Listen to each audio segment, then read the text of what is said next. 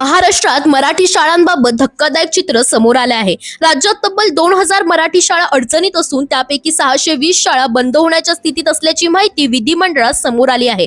यामुळे तब्बल 25,000 शिक्षक अतिरिक्त ठरण्याची शक्यता व्यक्त केली जाते। सुप्रिया सुळे यांनी सोशल मीडियावर पोस्ट करत राज्य सरकारने सभागृहातच पालकांचा कल इंग्रजी शाळांकडे वाढल्याने मराठी शाळा बंद पडत असल्याची कबुली दिल्याचं म्हटलं आहे। मागील 2 वर्षात 255 मराठी शाळा बंद झाल्याची माहितीही त्यांनी दिली।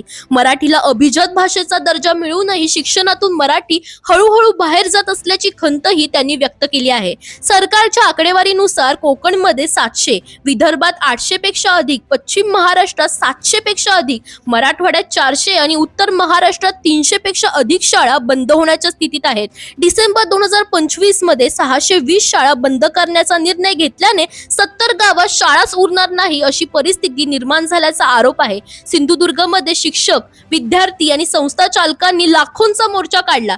दरम्यान दादा भुसे यांनी हे अक्षरशः खरं असल्याचं सांगत शासन स्तरावर मराठी शाळा बंद करण्याचा कोणताही धोरणात्मक निर्णय नसल्याचं स्पष्ट केलं।